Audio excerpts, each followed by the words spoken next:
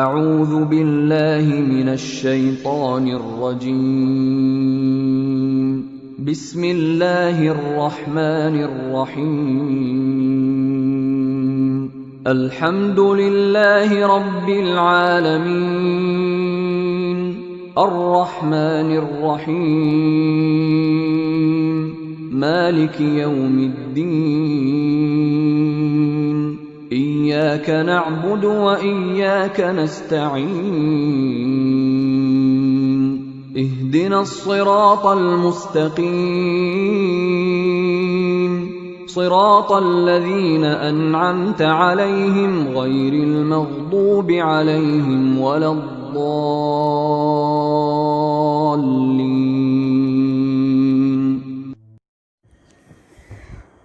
نحمده ونصلي على رسوله الكريم اما بعد فاعوذ باللہ من الشیطان الرجیم بسم اللہ الرحمن الرحیم رب اشرح لي صدری ویسر لي امری واحلل عقدۃ من لسانی یفقہوا قولی. اللہ تعالیٰ کے فضل و کرم سے انشاءاللہ تعالیٰ ہم جس سیریز کا آغاز کر رہے ہیں قرآن اور صراط مستقیم کی سب سے پہلی سیری، اس کا نام ہے گناہوں سے کیسے بچیں. آج کا ہمارا ٹاپک گناہوں سے اپنے آپ کو کیسے بچائیں. غفلت بھری دنیا میں گناہوں کا چسکا سور بنا ہوا ہے. جدھر دیکھے گناہوں کا تماشا ہے. ہر گناہ دل کو لبھاتا اور نظر کو للچاتا ہے. بچتے بچتے بھی انسان بچ نہیں پاتا، مگر خوش نصیب اور سعادت مند ہے وہ بندہ جو اپنا دامن دل داغدار نہ ہونے دے. اگر ہو جائے تو نادم و اشک بار رہے. آج گناہوں کے سیلاب میں بے شمار ڈوبے ہوئے انسان کسی ساحل کی تلاش میں ہیں اور کسی ایسے جستجو کی تلاش میں ہیں، کسی ایسی صحبت کی تلاش میں ہے جو دل کی کشتی کو پار لگا دے، جس کے بیانات معصیت کے بھنور سے نجات دلا دے اور جس کی کتاب راہ معصیت سے بچاؤ کا مداوا بن جائے. گناہ اکثر ہم اس لفظ سے واقف ہیں اور یہ بولا جاتا ہے. گناہ ہوتا کیا ہے؟ گناہ کی تعریف کیا؟ گناہ کی ڈیفینیشن کیا ہے؟ اور گناہوں سے بچنے کے لیے کیا کیا جائے؟ اس حوالے سے ہم نے اس سیریز کا آغاز کیا ہے. تو انشاءاللہ تعالیٰ اللہ کے فضل سے یہ سلسلہ وار پروگرام گناہ کسے کہتے ہیں، گناہوں کی اصطلاحی اور اس کی لغوی تعریف کیا ہے، اور گناہ پر کون کون سے امور غالب آ جاتے ہیں اور اس سے اپنے آپ کو کیسے بچایا جائے، اس سیریز میں انشاءاللہ تعالی ہم آپ سے بات کریں گے. سب سے پہلے ہم گناہ کی تعریف دیکھتے ہیں کہ گناہ کہتے کس کو ہیں. سورہ الانعام آیت نمبر 120 120 کے اندر آتا ہے وَذَرُوا ظَاهِرَ الْإِثْمِ وَبَاطِنَهُ. پھر سورہ تحریم کے اندر آیت نمبر 8 کے اندر اللہ رب العزت کہتے ہیں یا ایھا الذین آمنوا توبوا الی اللہ توبۃ نصوحا. اس کا ترجمہ جاننے سے پہلے اگر ہم یہ دیکھیں کہ گناہ کی تعریف کیا، گناہ کسے کہتے ہیں. گناہ کہتے ہیں اللہ رب العزت کے حکم کے خلاف کوئی کام کرنا یا نبی صلی اللہ علیہ وسلم کی مبارک سنت کے خلاف کرنا یا دین میں کوئی نئی بات پیدا کرنا گناہ کہلاتا ہے۔ وہ گناہ انسان جسم کے ظاہری اعضاء سے کرے یا باطن سے کرے، مثلاً حسد، لالچ، بغض، کینہ، جھوٹ، غیبت، بدخواہی، یہ سب کچھ گناہ میں داخل ہے، اور اس کو چھوڑنے کا حکم ہمیں اللہ رب العزت نے سورۃ الانعام کی آیت نمبر 120 میں دیا، وَذَرُوا ظَاهِرَ الْإِثْمِ وَبَاطِنَهُ، اور تم ظاہری اور باطنی دونوں قسم کے گناہ چھوڑ دو۔ گناہ کی حقیقت کیا ہے؟ اصل میں گناہ کا آغاز مکڑی کے جالے کی طرح کمزور ہوتا ہے، مگر انجام جہاز کے لنگر کی طرح مضبوط۔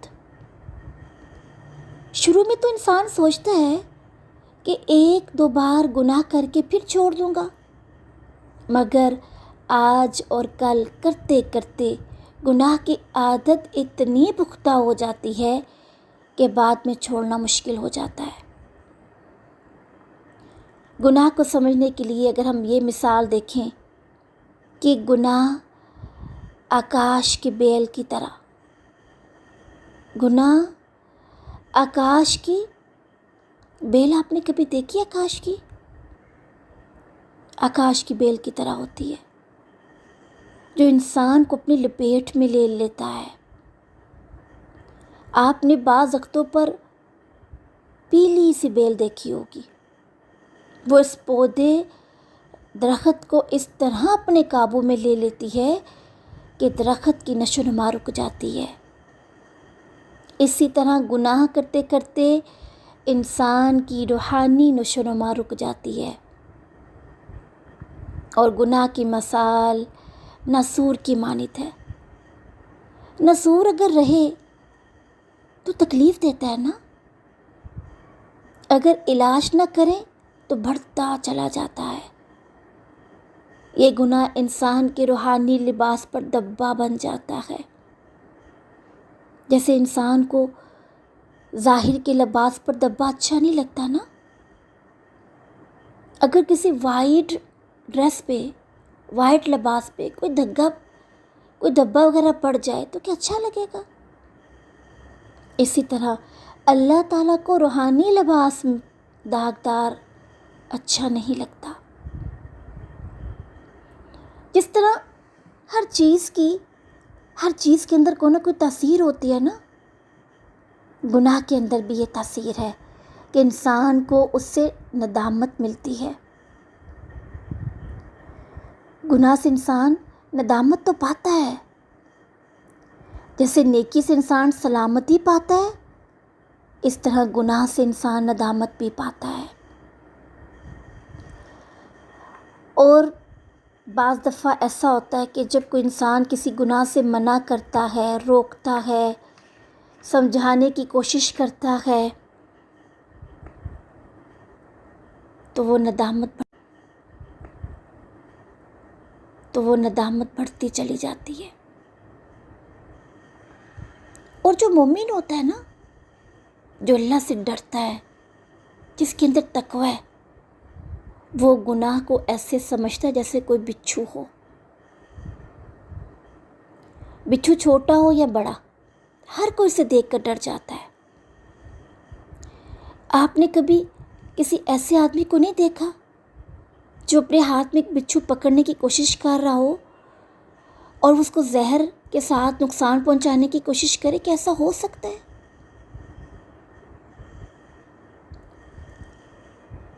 اللہ اکبر۔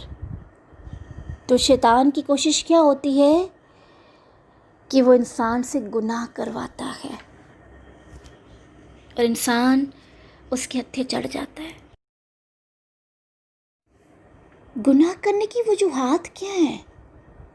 کیا کبھی ہم نے یہ سوچنے کی کوشش کی کیا وجہ بنتی ہے کہ انسان گناہ کرنے پہ آمادہ ہو جاتا ہے؟ عام طور پر اگر دیکھا جائے نا تو گناہ کرنے کی 4 وجوہات ہو سکتی ہیں۔ جیسے پہلی وجہ، گناہ کرتے وقت بندہ یہ سوچتا ہے کہ مجھے کوئی نہیں دیکھ رہا۔ جب دل میں یہ احساس ہوتا ہے نا کہ مجھے کوئی نہیں دیکھ رہا تو انسان گناہ پر جرأت کرتا ہے۔ اللہ رب العزت نے قرآن کریم میں اس کا جواب یوں دیا، سورۃ الفجر آیت نمبر 14، ان ربک لبالمرصاد، یقین رکھو تمہارا پروردگار سب کو نظر میں رکھے ہوئے ہے۔ مرصاد، مرصاد کسے کہتے ہیں؟ جب شکاری کو شکار کے اوپر نشانہ لگانا ہوتا ہے نا تو نشانہ لگانے سے کچھ لمحے پہلے اتنا غور سے وہ شکار کو دیکھتا ہے کہ پلک بھی نہیں جھپکتا، سانس کو بھی روک لیتا ہے، ہمتاً متوجہ ہو جاتا ہے۔ اس کی اس کیفیت کو مرصاد کہتے ہیں۔ کیا مطلب ہوا؟ تیرا رب تیری گھات میں لگا ہوا ہے، وہ تجھے اتنے غور سے دیکھ رہا ہے جیسے شکار کرنے والا اپنے شکار کو دیکھتا ہے۔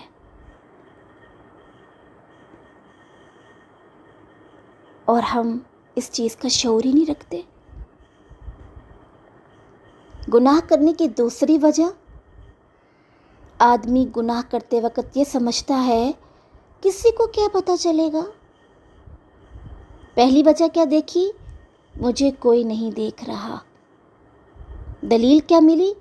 ان ربک لبالمرصاد، پروردگار تمہیں دیکھ رہا ہے۔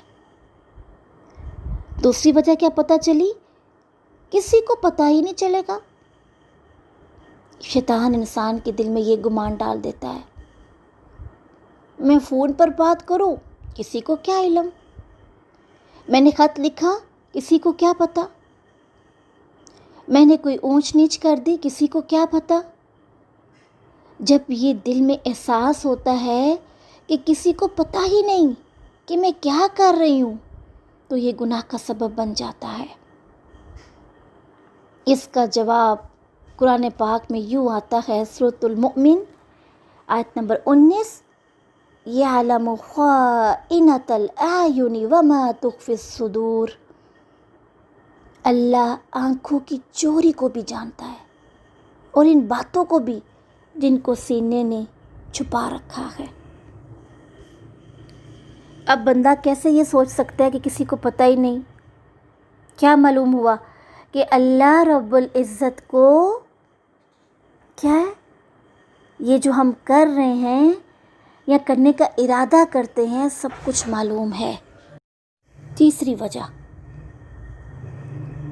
آدمی سمجھتا ہے کہ میرے پاس کوئی بھی نہیں تھا، گھر کے اندر بھی اکیلا تھا، جیسا جس کا تھا ڈر وہ نہیں ہے گھر، اب جو چاہے کر، یہی احساس ہوتا ہے نا۔ جب یہ احساس دل میں آ جاتا ہے نا کہ میرے پاس کوئی نہیں ہے تو یہ گناہ کا سبب بنتا ہے۔ اللہ رب العزت نے اس کا جواب سورۃ الحدید آیت نمبر 4 کے اندر یوں دیا، وَهُوَ مَعَكُمْ أَيْنَمَا كُنْتُمْ، اور وہ تمہارے ساتھ رہتا ہے خواہ تم لوگ کہیں بھی ہو۔ اور پھر فرمایا جہاں 3 ہوتے وہاں چوتھا کون ہوتا ہے؟ اللہ، جہاں 4 ہوتے وہاں 5واں اللہ۔ یہ وجہ تیسری وجہ ہے جو انسان کو گناہ کرنے پر مجبور کرتی ہے۔ چوتھی وجہ، بندہ جب یہ سمجھتا ہے کہ کوئی میرا کچھ نہیں بگاڑ سکتا تو پھر گناہ کا سبب بن جاتا ہے۔ جیسے اگر کسی کا باپ فوت ہو جاتا ہے نا تو اس کا بچہ جوان ہو کر ماں سے نہیں ڈرتا نا، اب وہ برے کام کرتا ہے تو نہ ڈر ہے، دوسروں کو کہتا ہے کہ تم میرا کیا بگاڑ لو گے، کوئی میرا کیا بگاڑ سکتا ہے؟ یہ الفاظ کہ کوئی مجھے کچھ نہیں کہہ سکتا، کوئی میرا کچھ نہیں بگاڑ سکتا، یہ احساس گناہ کا سبب بنتے ہیں اور بندہ اپنے اندر کو بگاڑ لیتا ہے۔ اس کا جواب سورۃ ہود کے اندر آیت نمبر 102 کے اندر آتا ہے، ان اخذہ علیم شدید، واقعی اس کی پکڑ بڑی دردناک ہے، بڑی سخت ہے۔